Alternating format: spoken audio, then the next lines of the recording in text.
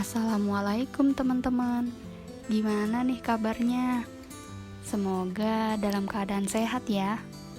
Nah, sebagai muslim, penting banget bagi kita buat tahu kehalalan dari segala sesuatu yang kita konsumsi. Salah satunya adalah obat. Teman-teman tahu gak sih? Ternyata ada loh obat yang haram. Loh, kenapa? Kok bisa haram? Nah, berikut adalah penjelasan lengkapnya.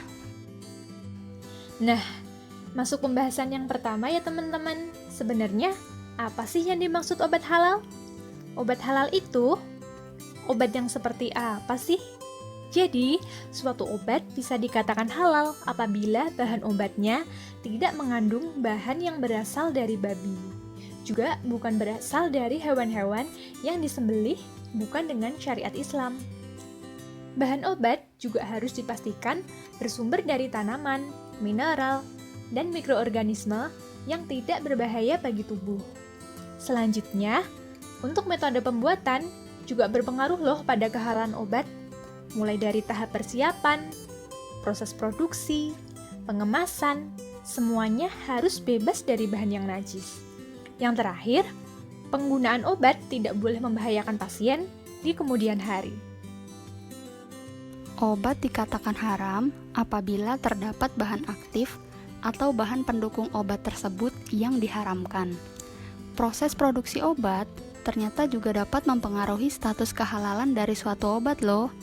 Berikut adalah titik kritisnya. Bahan aktif obat berasal dari bahan yang diharamkan.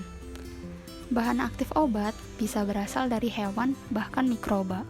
Mikroba juga dapat dijadikan sebagai obat loh. Contohnya adalah vaksin.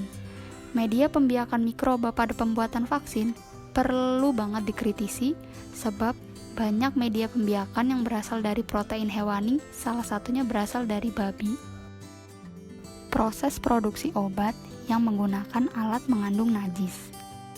Mungkin untuk bahan aktif dan pendukungnya sudah halal, tapi bahan pembuatan alatnya ternyata mengandung najis. Nah, kita ambil contoh misalnya kuas. Kuas yang berasal dari bulu atau tulang hewan yang diharamkan seperti babi dapat menyebabkan keseluruhan hasil produk akhir obat tersebut menjadi haram. Nah, apa aja sih yang termasuk bahan obat yang tidak halal? Yuk kita cek satu persatu. Yang pertama nih, ada bahan obat yang mengandung bagian tubuh dari babi. Terus ada juga bahan obat yang mengandung alkohol, plasenta, urin, juga gelatin. Gelatin itu apa sih? Gelatin itu suatu campuran peptida yang diperoleh dari reaksi hidrolisis kolagen dalam tulang, tendon, dan kulit binatang. Binatang yang digunakan juga bermacam-macam ya teman-teman. Bisa dari ikan, sapi, dan bisa juga dari babi. Berikut adalah contoh obat haram. Yang pertama ada Lovenox, kemudian yang kedua ada Imovax vaksin, dan yang terakhir ada MMR2 vaksin.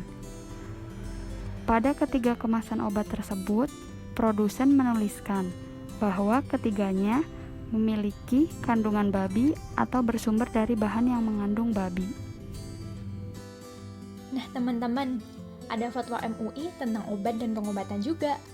Menurut Fatwa Majelis Ulama Indonesia nomor 30 tahun 2013 tentang obat dan pengobatan yang berisikan bahwa obat wajib berasal dari bahan yang halal dan suci. Terus bagaimana nih kalau ada obat yang menggunakan bahan haram? Obat yang menggunakan bahan haram, haram pula hukumnya untuk pengobatan ya, kecuali memenuhi persyaratan yang telah ditentukan. Syaratnya adalah: pertama, digunakan pada kondisi keterpaksaan. Kedua, belum ditemukan bahan obat yang halal dan suci. Yang ketiga, harus ada rekomendasi dari para medis yang kompeten dan terpercaya bahwa tidak ada obat yang halal. Obat yang mengandung bahan yang bersifat haram boleh digunakan jika yang pertama, terdapat bahaya yang mengancam kehidupan manusia tersebut jika dia tidak berobat, dan tidak ada obat lain yang halal sebagai ganti obat haram tersebut. Yang kedua, adanya suatu pernyataan dari seorang dokter muslim yang dapat dipercaya, baik pemeriksaannya maupun agamanya, atau itikat baiknya. Terima kasih sudah menonton. Semoga bermanfaat ya. Dengan ini, semoga teman-teman bisa lebih waspada untuk memilih obat. Pastikan sekali lagi, obat yang teman-teman pilih itu terbukti kehalalannya.